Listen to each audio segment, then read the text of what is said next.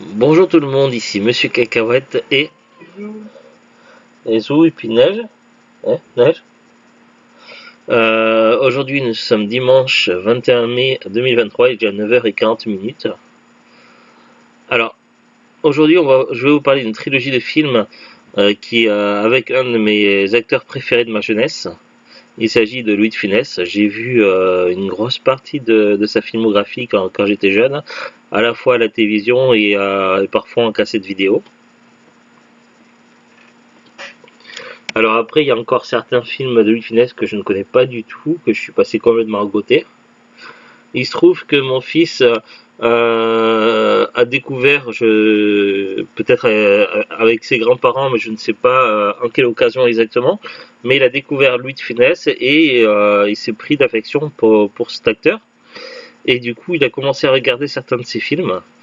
Du coup, avec à la maison, avec à la fois sa grand-mère, Mamie Pascal, et moi-même, on achète à tour de rôle de temps en temps des DVD de Funès. Comme ça, il peut les découvrir et on les voit ensemble.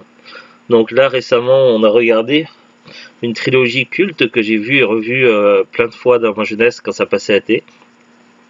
C'est Fantomas Trilogie.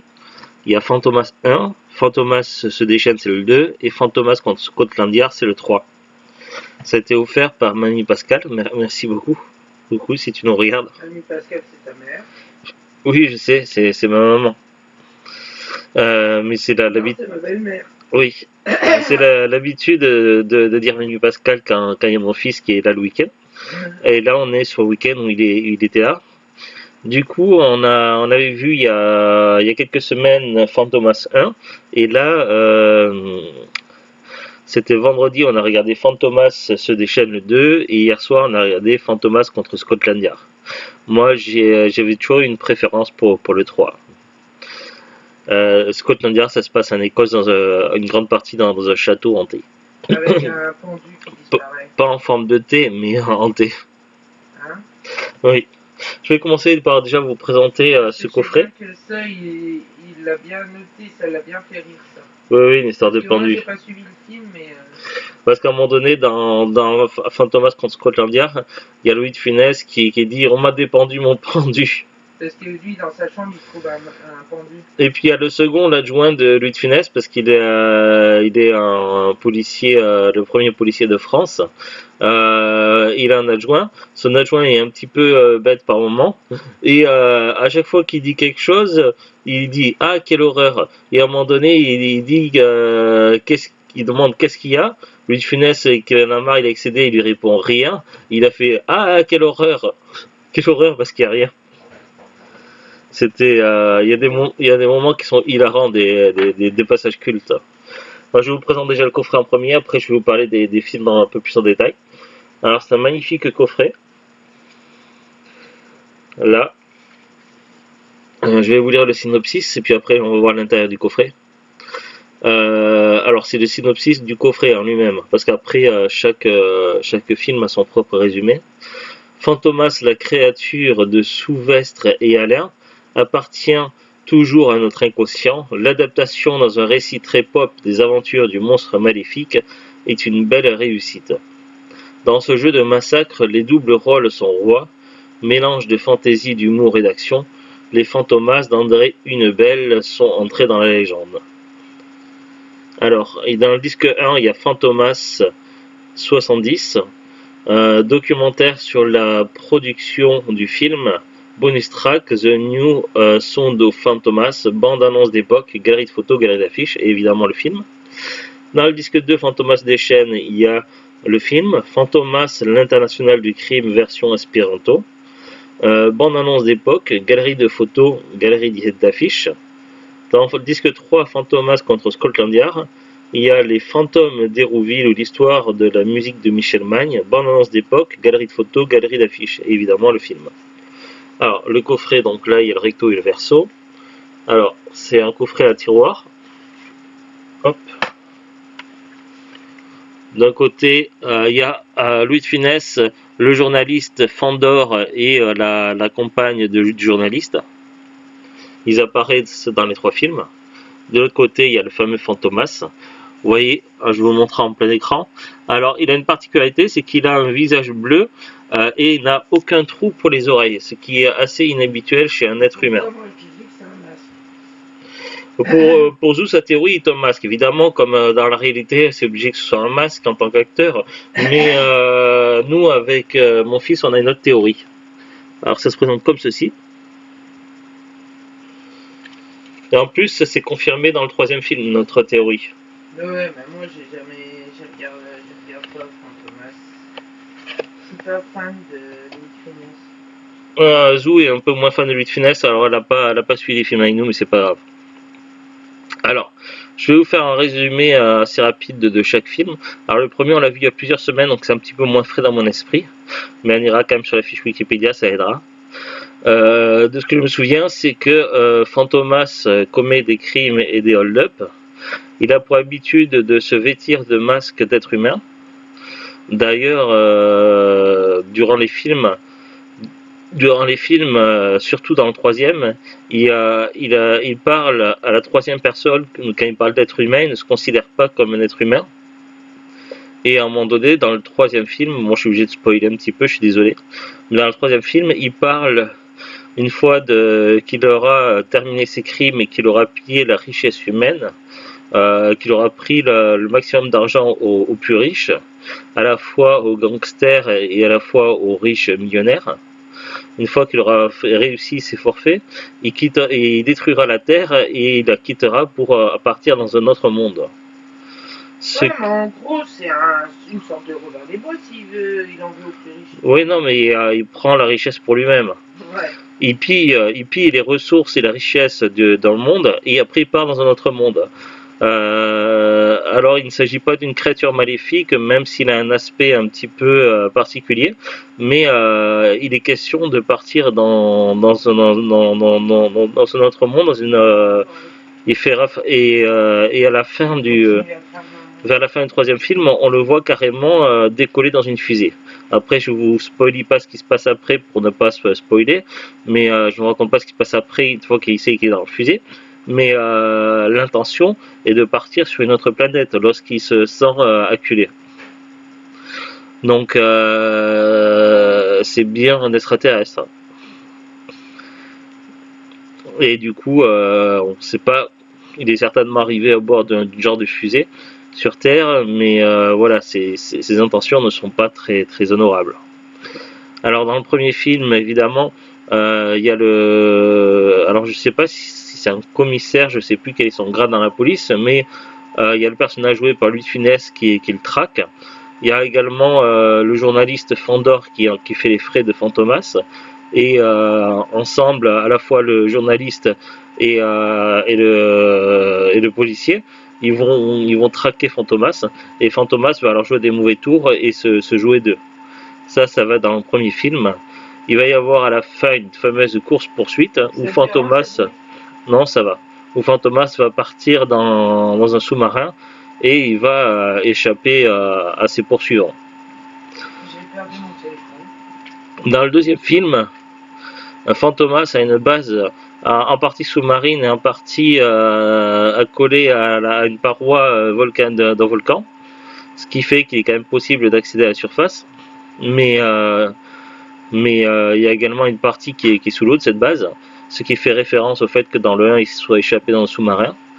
Il a un laboratoire secret où il enlève des scientifiques pour construire une arme télépathique assez dangereuse afin d'assouvir ses ambitions. Et évidemment, le journaliste Fandor, le policier joué par Louis de Funès et leurs acolytes sont également de la partie et vont tout faire pour empêcher Fantomas de réussir. Fantomas qui va se jouer d'eux et il va y avoir également des courses-poursuites. À la fin du film, il va y avoir la fameuse voiture volante qui fait penser un petit peu au dessin animé Masque, qui est assez impressionnante pour l'époque. D'ailleurs, le modèle de voiture utilisé par Fantomas me fait penser beaucoup à une voiture qu'avait ma mère il y a très longtemps. Je sais plus c'était quoi comme modèle, si c'était une Simca ou un truc comme ça. Bref, donc ça c'est le deuxième film. Donc après, j'ai un petit peu de mal à résumer en détail, mais on ira sur la fiche Wikipédia, vous inquiétez pas. Dans le troisième film, c'est celui qu'on a vu hier soir. Ça va se passer en une grosse partie du film dans un château. Il y aura à la fois donc les fameux gangsters et les millionnaires qui vont être rackettés par Fantomas. Fantomas qui va s'amuser à travers différents mécanismes et ses acolytes à jouer des mauvais tours aux policiers et à Fandor. Mais ce qu'il ne sait pas, c'est que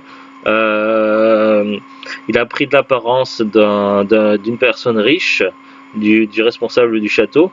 Mais ce qu'il ne sait pas, c'est que chaque fois qu'il prend l'apparence de quelqu'un, il tue en général sa victime. Ce qu'il ne sait pas, c'est que l'amant de la femme de celui qui a pris l'apparence a prévu de le tuer. Et évidemment, ça va contrecarrer ses plans. Et puis il va y avoir également Fandor et son épouse qui vont vouloir se venger de Fantomas. Et le policier qui lui va être complètement tourné en dérision et qui va y avoir beaucoup de gags là-dessus.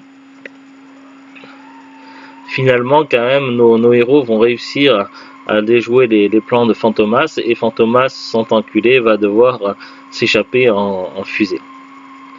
Ça, grosso modo, c'est l'histoire du 3. Il va y avoir une question de fantôme, de pendu, de malentendu. À un moment donné, on va le prendre un peu pour un fou policier. Et puis, il va y avoir pas mal de gags, tout ça, donc je ne spoilie pas trop.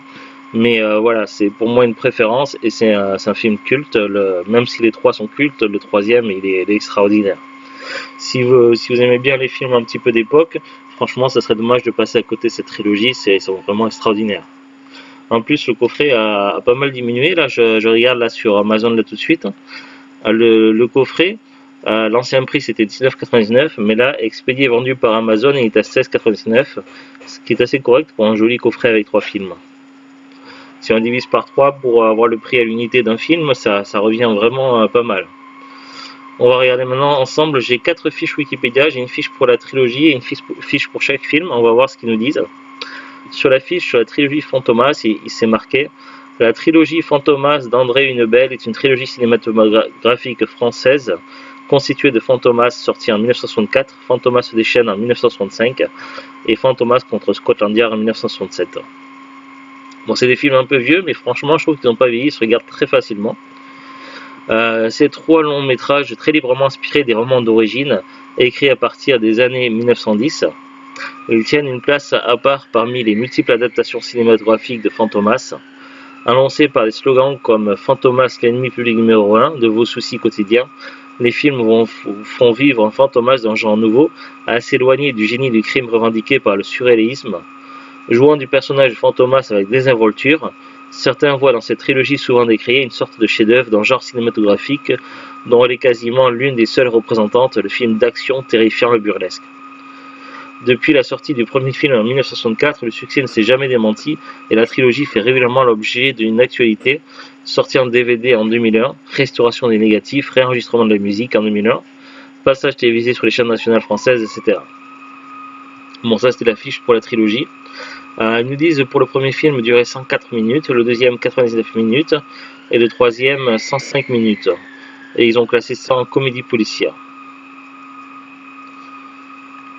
Alors le casting que l'on voit alors ils ont classé par rapport au film, alors qu'on voit dans les 3 films, il y a Jérôme Fandor, Jean-Marie qui joue Jérôme Fandor, Jean-Marie qui joue Fantomas, la voix de Fantomas est jouée par Raymond Pellegrin, Louis de Funès il joue le commissaire Paul Juve, Mylène Desmongeaux joue Hélène Gurn, Jacques Dinam joue l'inspecteur Michel Bertrand et Robert Dalban joue le directeur du Point du Jour.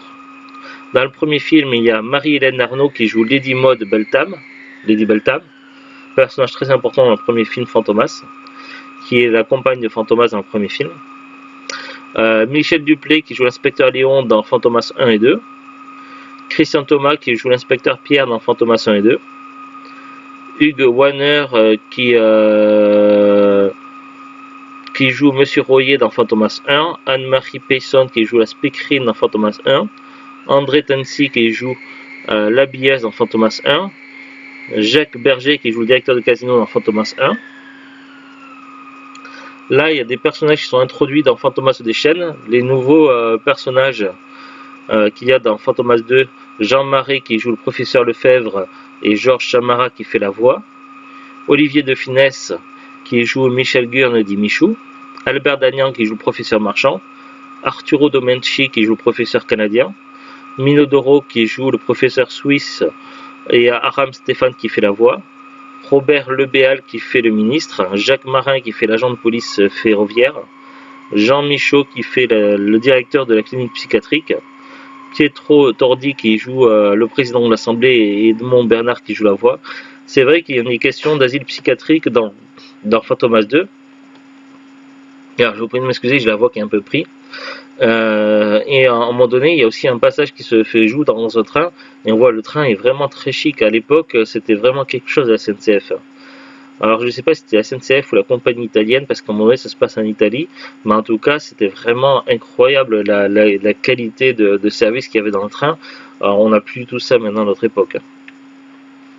Alors maintenant, les personnages sont introduits dans Fantomas contre Scotland Yard dans le 3. Jean-Roger Cossimon qui joue Lord Edward McRashley, Françoise Christophe qui joue Lady Dorothée McRashley, André Dumas qui joue Tom Smith, Jean-Marie qui joue Sir Walter Brown et qui joue également Giuseppe Luigi, Jean Ozen qui joue Albert le majordome, Max Montavon qui joue Alexandre Domestique, Henri Attal qui joue Godfrey l'homme à la vieille voiture, Antoine Bott qui joue William, Hubert Delaparent qui joue Richard, Guy Delorme qui joue le chef de la mafia, Michel Thomas qui joue le Maharaja de Kimpura et Roger Trapp qui joue l'interprète du Maharaja. Bon, après il y a des longs paragraphes, je ne vais pas les lire, ça parle de la jeunesse, un Fantomas de genre nouveau, l'esprit James Bond.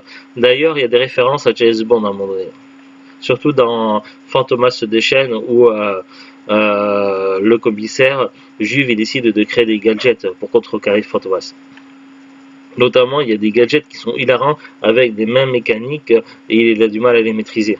Et puis, il y a un fameux fusil-cigare qui va permettre de les sauver d'un mauvais coup de Fantomas.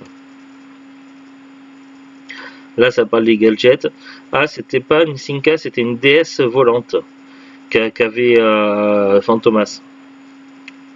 D'ailleurs, elle a été exposée apparemment lors de l'édition 2016 du Mondial de l'automobile à Paris.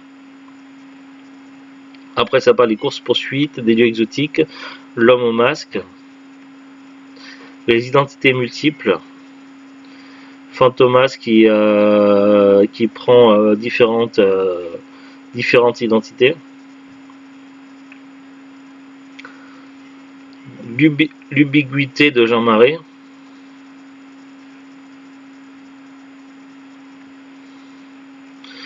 dérivé comique, un jeu de finesse trépidant. Après, ça parle du succès au box-office, des slogans, bande originale, fin de la saga. Jean Marais et Louis de Funès, devenus des superstars du box-office, auraient demandé des cachets exorbitants et par conséquent les producteurs décidèrent de ne pas donner de suite, comme Mylène Demongeot l'a déclaré à différentes reprises. Le génie comique de Louis de Funès faisait de l'ombre à Jean Marais. De Funès ne pouvait pas faire autrement. Marais l'a mal pris. On le sent dans le 3e épisode. Après, la question des salaires a définitivement réglé le problème. Un 4e script. Non, j'ai pas fini encore. Pourquoi? Je suis désolé. Un 4e script, Fantomas à Moscou, dans lequel Fandor apprend qu'il est le véritable fils de Fantomas. Ah bon? Était cependant dans les tiroirs pour parer à toute éventualité. Soit Space. On va aller sur la fiche de Fantomas 1. Alors bon, ils disent que c'est sorti en 64. Il a attiré 4,5 millions de spectateurs dans la salle française et 60 millions dans l'URSS. Alors il y a des longs paragraphes, c'est pareil, je ne vais pas tout lire. Le synopsis, raconte tout le film, donc on va zapper. Budget 3,3 millions de francs, soit environ 5 millions d'euros en 2022. Bon, après le casting, on a déjà vu ça.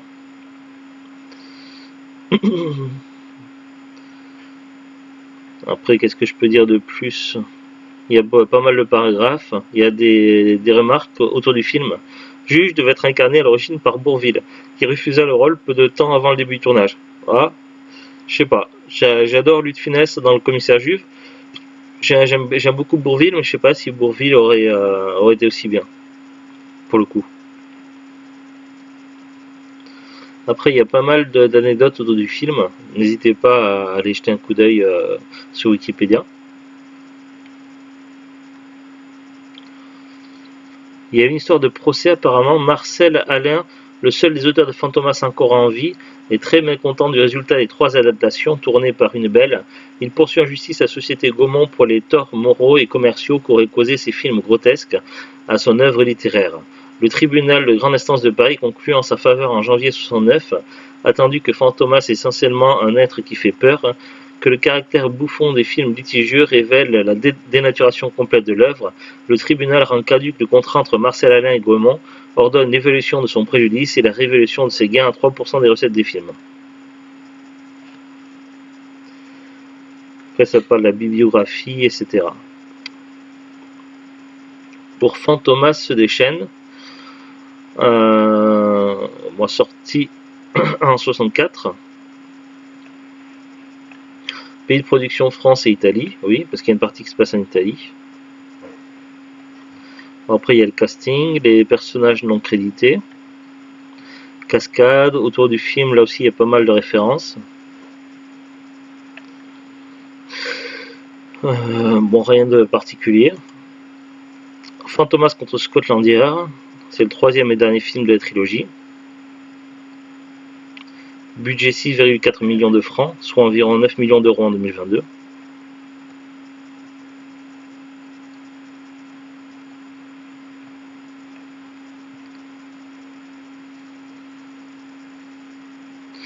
Là, il y a une petite photo de Jean Marais, en 65, qu'il incarne à la fois Fandor et Fantomas, un double rôle cependant occulté par la prestation de Louis de Funès. L'aura de Louis de Funès passe devant l'interprétation de Jean Marais. Du coup, il a été un petit peu vexé apparemment. La fiancée de Fandor, Hélène, est jouée par Mylène de Mongeau. Lieu de tournage Écosse, Angleterre, France. Là, ça parle de la bande originale avec critique. Autour du film, il y a quelques références aussi. Voilà, bon, j'ai fait à peu près le tour, mais n'hésitez pas à regarder sur Wikipédia en plus en détail. Ce que je peux vous dire, c'est que c'est une trilogie culte. L'histoire des 3 films est intéressante. Il y a des bons moments de rigolade et puis il y a des moments un peu plus sérieux. L'histoire et le scénario est vraiment cool. Les personnages sont très bien interprétés. Nous, on l'a vu en français, mais je crois qu'il y a des choix de langue, non? Non, c'est uniquement français, mais c'est pas grave. Nouveau transfert anamorphique à partir d'un master numérique restauré. Là, franchement, la qualité passe très très bien et ça a plutôt bien vieilli. Le portage est vraiment très cool en DVD. Franchement, c'est vraiment très très sympa. Là, on revoit Fantomas ici, là derrière. J'ai rien de plus à dire, vraiment un classique. Si vous aimez bien les films qui sont un petit peu vieux, et si vous voulez découvrir un petit peu des films, des classiques de Louis de Funès, n'hésitez pas à regarder Fantomas. C'était la trilogie. Et vraiment, on a passé de très bons moments. On l'a regardé, mon fils et moi. Allez, à très bientôt tout le monde. Salut et bonne fin de week-end. Au revoir.